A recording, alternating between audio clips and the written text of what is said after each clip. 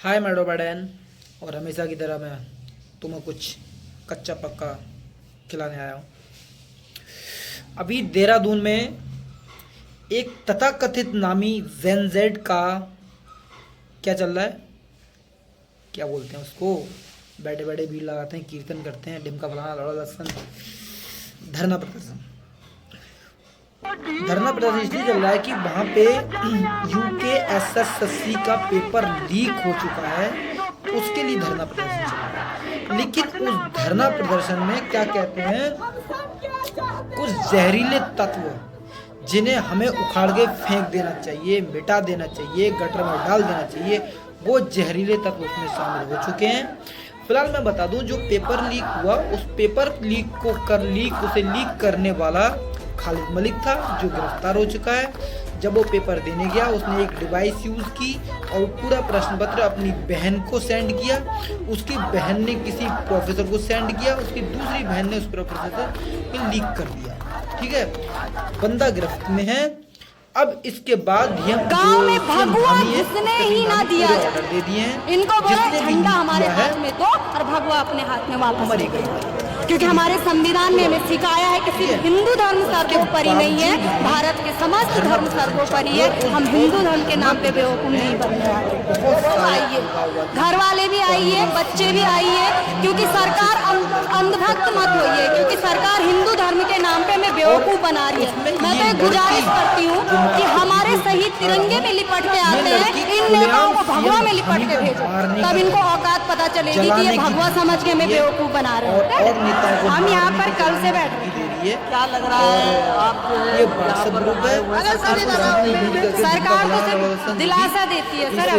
अब सरकार ने कल दिन में हमारे बेरोजगार संघ के युवाओं से कहा था कि हम पेपर 1 महीने के अंदर करवाएंगे। आज के अखबार में पूरा बायोडाटा दे रखा है कि किसने लीक करवाया पेपर, कैसे कैसे करवाया। लास्ट की लाइन में एक चीज लिखी हुई है कि पेपर दोबारा नहीं होगा। तो सरकार, हमारे आयोग के अध्यक्ष, हमारे शहर के एसएसपी, वो सब लोग अपनी मनमानी कर रहे हैं, युवाओं को कम आंक रहे हैं। जिस दिन युवाओं ने अगर नेपाल जैसी हालत कर दी ना और उत्तराखंड में मौसम खराब रहा तो इन्हें लेने के लिए तो हेलीकॉप्टर भी नहीं आएंगे सर, ये तो यही मरेंगे फिर।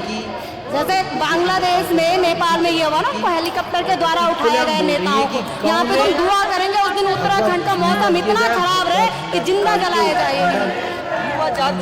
युवा जाग चुका है और आज की भीड़ से वो और जागेगा। समस्त उत्तराखंड वासियों से हमारा निवेदन है कि आप सब लोग आइए, घर वाले भी आइए, बच्चे भी आइए, क्योंकि सरकार अंधभक्त मत होइए, क्योंकि सरकार हिंदू धर्म के नाम पे हमें बेवकूफ बना रही है। मैं तो एक गुजारिश करती हूँ कि हमारे शहीद तिरंगे में लिपट के आते हैं, इन नेताओं को भगवा में लिपट के भेजो, तब इनको औकात पता चलेगी कि ये भगवा समझ के हमें बेवकूफ बना रहे हैं। हिंदू धर्म हमारे संविधान में सभी धर्मों को समानता दी है, ये हिंदू धर्म के नाम पे वोट छीनते हैं।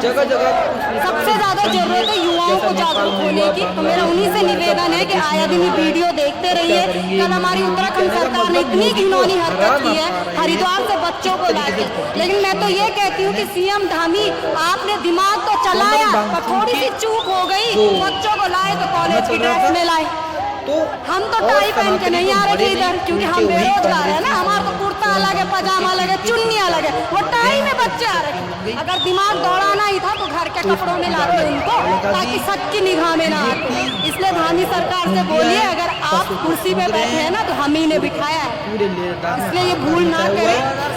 यही 2027 में फर्क सर एक के कहने से नहीं पड़ने वाला। हम सारे युवाओं को एकजुट होना पड़ेगा और अपने क्षेत्र से या तो स्वाभिमान मोर्चा कि किसी व्यक्ति को उठाना पड़ेगा, या तो यूकेडी को उठाना पड़ेगा, या तो बेरोजगार संघ के सदस्यों को उठाना पड़ेगा। और उठाने के साथ भी चाहे 2-4 महीने हम पढ़ाई ना करें, मैदान में उतर के सपोर्ट करें कि इनको वोट। गांव में भगवा घुसने ही ना दिया जाए, इनको बोले झंडा हमारे हाथ में दो और भगवा अपने हाथ में वापस करना चाह रहे हैं, क्योंकि हमारे संविधान में हमें सिखाया है कि सिर्फ हिंदू धर्म सर्वोपरि नहीं है, भारत के समस्त धर्म सर्वोपरि है। हम हिंदू धर्म के नाम पे बेवकूफ नहीं बनने वाले कि तुम केवल 50-60 करोड़ों 140 करोड़ हिंदू लोग हैं जो तुम्हारी गांड में डंडा क्या, बांस का डंडा भी डाल सकते हैं। मैं हिंदुओं को केवल एक ही बात कहना चाह रहा हूँ, अभी लेह लद्दाख में इनके लोग मरे हैं, कोई टेंशन वाली बात नहीं है। तुम्हारा बंदा मरने की बात तो अलग है, खाली घायल होके भी आए। तो भाई इन कांग्रेसियों को, हिंदुओं के दुश्मनों को, सनातन के दुश्मनों को, जो बसें जला रहे हैं, जो हंगामा कर रहे हैं, कुत्ते की तरह मारें, दौड़ा दौड़ा कर मारें और इस कंडीशन में मारें कि एक लठ उनकी खोपड़ी में यहाँ पड़े, ख़त्म हो जाए। अपने परिवार को बचाएं, इनके चक्कर में ना पड़ें। जो ये लोग इस तरह घरों को आग लगा रहे हैं, तो इन सब चीज़ से दूर रहें और कांग्रेसियों पर खास निगाह बना के रखें, क्योंकि ये आपका घर ही क्या सब कुछ बर्बाद करने पे तुले हैं। मोदी सरकार को हरा ना पाने के बाद ये लोग अब इस तरीके से नेपाल वाला षड्यंत्र और जो है क्या बांग्लादेश वाला षड्यंत्र अपना रहे हैं।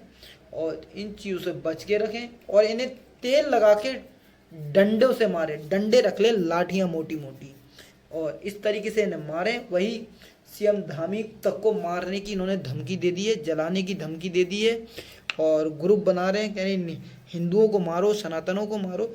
मतलब मुद्दा कोई और इन्होंने पकड़ लिया कोई और मुद्दा।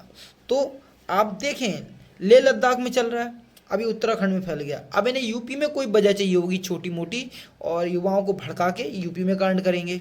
इसी तरह ये बिहार में कांड करेंगे, इसी तरह ये बंगाल में कांड करेंगे, इसी तरह ये तुम्हारा ये छत्तीसगढ़ में कांड करेंगे, कर्नाटक में कांड करेंगे, असम में कांड करेंगे, मध्य प्रदेश में कांड करेंगे, राजस्थान में कांड करेंगे, हरियाणा में कांड करेंगे, पंजाब में कांड करेंगे। हर जगह इनकी कांड करने की साजिश है। आप इनके कांड से बचें और जहाँ ये कांग्रेसी हिंदुओं के दुश्मन, जहाँ आपको लगे यहाँ ये दंगा करवाने वाले हैं, कुत्तों की तरह मारें, इन्हें खुद ही आज़ादी दें। जय हिंद।